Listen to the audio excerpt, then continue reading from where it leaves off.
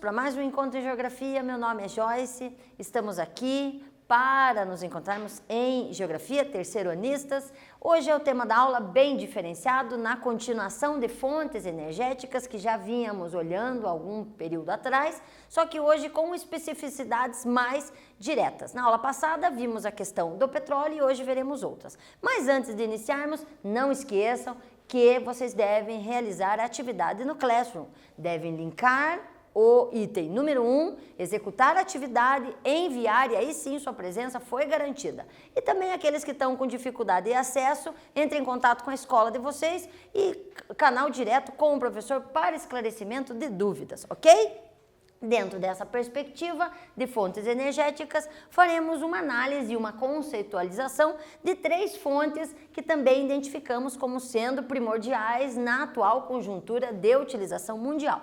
Falaremos um pouquinho da questão hidrelétrica, nuclear e eólica, destacando seu funcionamento e principalmente vantagens e desvantagens ao meio ambiente. Dentro disso, começamos então a partir da energia elétrica. A energia elétrica, logicamente, também conhecida como diferencial de potencial elétrico. Dentro dessa, nós temos uma retrospectiva que a gente pode puxar até a Tales de Mileto, onde você já tinha a expressão eletricidade ao friccionar o âmbar, e onde ele percebeu também na pele do carneiro, com o âmbar, a eletricidade, já os elétrons ali reagindo com a sua negatividade exposta. Isso começou a levantar muitas questões, muitas ideias, e no decorrer do período se descobriu formas de utilizar então essa corrente negativa elétrica do átomo. Para isso, então, se destacaram várias situações, várias engenharias, para conseguir chegar a um funcionamento de uma usina hidrelétrica atual, dentro da questão do potencial elétrico sendo retirado do movimento da água, no quesito hidrelétrica. Então, engenharias como a civil, a elétrica propriamente dita, a mecânica e a hidráulica se uniram para então descobrir como fazer uma engrenagem que potencializasse o movimento ou o potencial hidráulico de um rio. E aí disso, através de uma construção de um moinho, conseguiu-se levantar e questionar e efetivamente utilizar esse potencial para o fornecimento elétrico. Basicamente, como é que funciona uma hidrelétrica? Então, nós temos aqui uma barragem, essa barragem então concentra o que a gente chama de reservatório, ou que muitas vezes aparece na mídia como sendo lago, aparece bastante o lago de Itaipu, então é a área represada. Dentro dessa área represada, nós vamos ter duas áreas bem interessantes. A primeira são as turbinas, que estão aqui. Nessas turbinas, então, você tem um sistema giratório, por onde a água passa, e ali, então, é canalizado o sistema eletrônico. E dela passa pelo vertedouro, seguindo o caminho natural anterior ao rio. Lembre-se que com isso nós tivemos que fazer um represamento do rio, então nós mudamos o curso natural do rio. Obviamente, ao coletar os elétrons, eles são canalizados até a unidade geradora e essa unidade geradora vai passar para as unidades de transmissão, chegando até as nossas residências. Basicamente, de uma maneira bem simples, é assim que funciona. Essas usinas hidrelétricas são utilizadas em grande massa, foram destacadas dentro do território brasileiro com seu potencial, visto o nosso recurso principal, principalmente região sudeste e sul, do quesito rios de Planalto. Mas, como disse no início, temos vantagens e vantagens a destacar. Dentro da quesito desvantagem, nós temos que destacar o intenso impacto ambiental provocado pelo desvio do curso natural do rio. Além disso, para eu ter aquele lago, aquele reservatório, eu tenho que alagar uma área, o que também provoca o desvio de áreas, a dificuldade da preservação do habitat da fauna e, inclusive, da temperatura local sendo alterada pelo volume da água.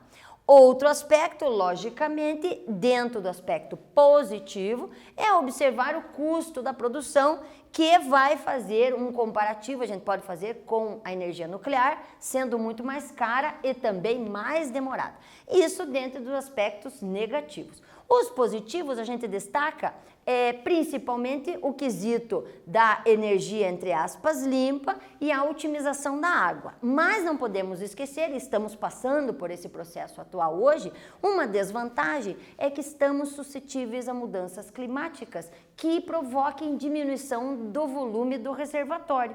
E aí estamos sentindo na pele e no bolso essa atual realidade hoje. Então, uma questão que parecia ser tão vantajosa tem muitos aspectos desvantajosos a observar. Dentro da quesito Brasil, nós temos vários lugares com hidrelétricas, o Paraná está repleto de hidrelétricas, mas destacamos algumas só para a gente ter uma noção. Então temos a Itaipu Binacional, que está na região do estado do Paraná, fronteira com o Paraguai, sendo uma região dividida em sua potencialidade.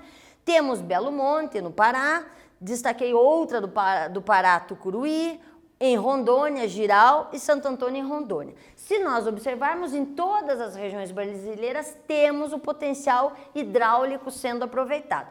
Claro que alguns lugares em maior quantidade, outros menos. Vamos agora ao nosso primeiro quiz sobre a atividade e utilização moderna do sistema hidrelétrico. Vamos lá. A utilização moderna está voltada para um alto consumo de energia que é utilizado nas indústrias, nos transportes, nos eletrodomésticos e nas telecomunicações. Nessa busca por energia, o homem vai atrás de várias fontes, tais como, nós já vimos anteriormente, item 1, combustíveis fósseis, 2, energia elétrica, 3, energia nuclear, 4, etanol, 5, energia eólica, dos ventos. Desses 5 tipos, vocês devem marcar aí, pessoal. Letra A, 1 é só renovável? Nós já vimos esse conceitinho antes. B, 2 são renováveis? 3, C, apenas 3 são renováveis? Letra D, todos são renováveis. Vamos fazer um resgate das aulas anteriores agora? Executem aí e voltamos já já.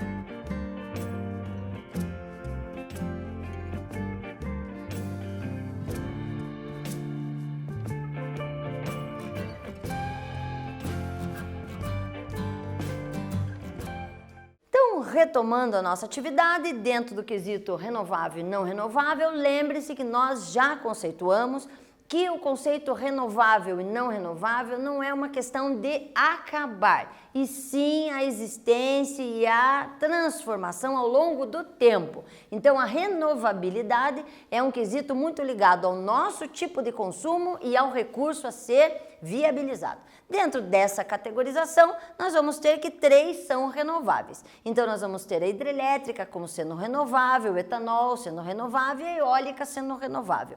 A energia nuclear não entra como renovável ali.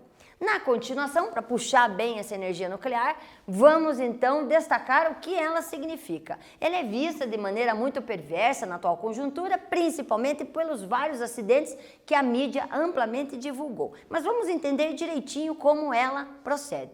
Ela é uma área construída onde literalmente você vai ter reatores e esses reatores vão dividir no processo de fissão nuclear um átomo, e desse átomo nós vamos mexer com o núcleo dele. Então, nós vamos tirar literalmente elementos radioativos da parte positiva do átomo e vamos potencializar para canalização e fornecimento de energia, ou seja, um processo muito elaborado e muito tecnológico.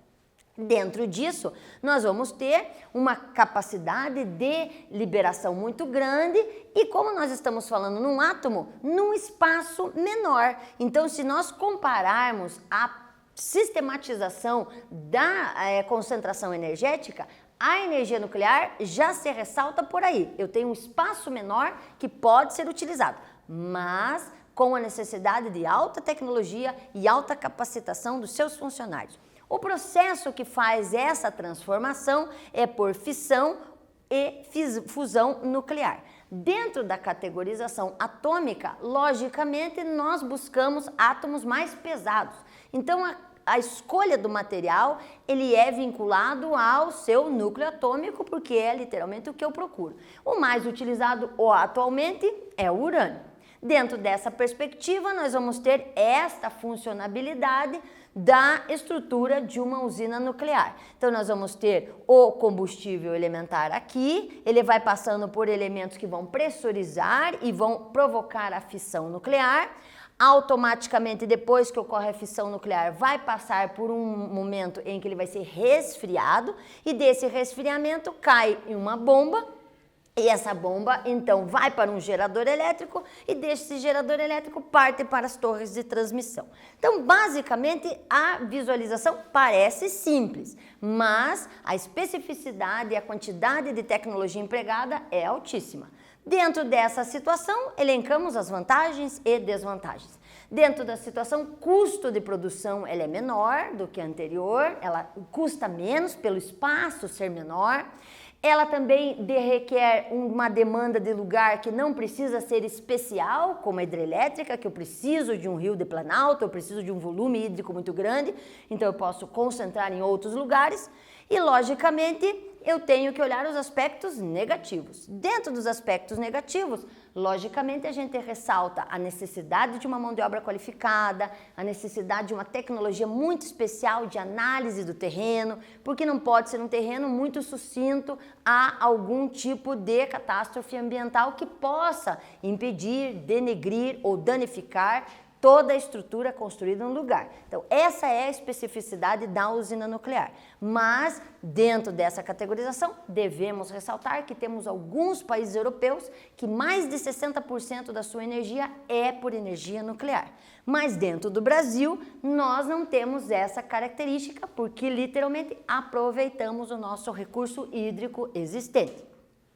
Dentro disso, do Brasil, do potencial hoje utilizado, hoje nuclear, temos cerca de 2,8%, distribuído por 3 usinas, Angra 1, Angra 2 e Angra 3. Angra 1, construída, vou voltar um pouquinho, Angra 1 construída na década de 60, hoje em desuso, e uma concentração maior deste potencial em Angra 2. Angra 3 ainda em término de construção, todas, como o próprio nome remonta, pertencentes à região de Angra dos Reis, no Rio de Janeiro. Agora, mais um quiz para a gente finalizar essa parte nuclear. nós temos uma atividade da PUC-Rio, onde um incêndio na usina nuclear de Fukushima, no Japão, após o tsunami de 11 de setembro de 2011, reacendeu as discussões internacionais sobre a sustentabilidade dessa energia. Os defensores da produção de energia nuclear afirmam uma de suas vantagens. Letra A, necessidade nula de armazenamento de resíduos radioativos. B, menor custo comparado às demais fontes energéticas. C, baixa produção de resíduos emissores de radioatividade. Ou D, contribuição zero para o efeito estufa. Bora lá, façam lá, voltamos já já.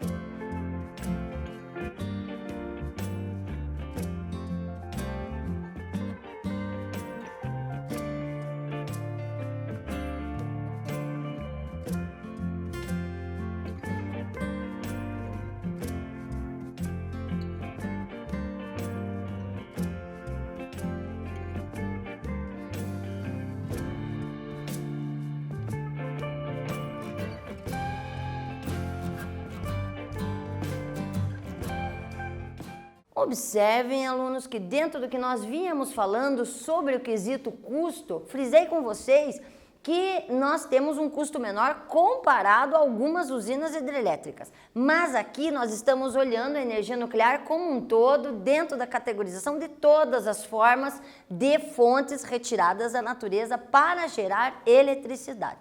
Neste caso, o quesito mais correto não é a letra B, que alguns de vocês podem ter marcado, e sim a D, que literalmente por travar um trabalho, uma sistemática em cima do núcleo atômico, não contribui para o aumento efetivo do efeito estufa.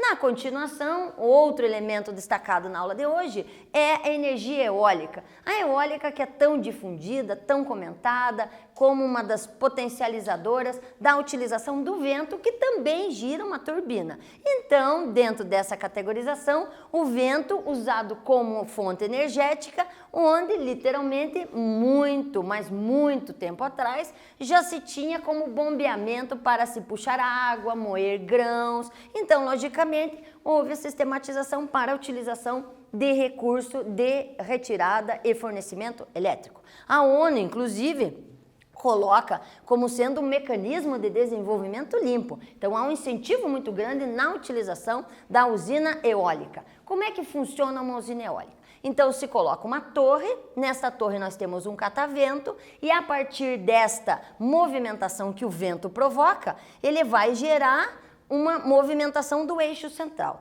Nesse eixo central você tem a contabilidade mais ou menos de um rotor de mais de 1.500 giros. Isso potencializa uma fluidez elétrica que é captada pela base e então retransmitida às torres de controle que vão até as nossas casas.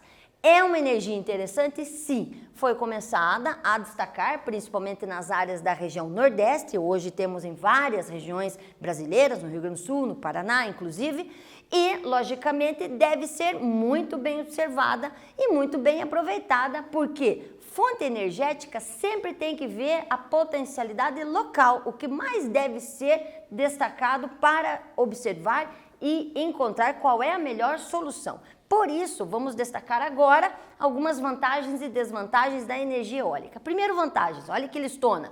Fonte inesgotável, não emita gases, não gera resíduo, os geradores podem ser instalados em grandes áreas, aumenta a autonomia, reduz dependência de combustíveis fósseis, em menos de 6 meses as torres já estão prontas, então extremamente rápida e muito eficaz. Mas tem a parte desvantajosa, que é a intermitência do vento, que às vezes não é contínua, a interação com o meio ambiente, então impacta, por exemplo, fluxos migratórios das aves, também um impacto visual significativo, em termos de espaço, você tem que desembocar e tem que utilizar muito espaço, poluição sonora pela rotatividade das hastes e fechando, logicamente, a situação que eu falei da migração das aves.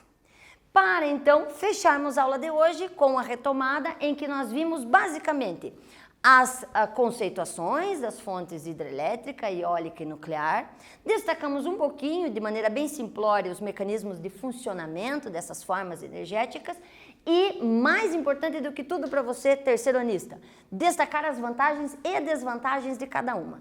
Nunca se posicione sem argumentar para os dois lados. Para então destacarmos quais são os aspectos relevantes para o Brasil na escolha de cada uma dessas fontes para nosso cotidiano. Nos encontramos uma próxima vez, até lá!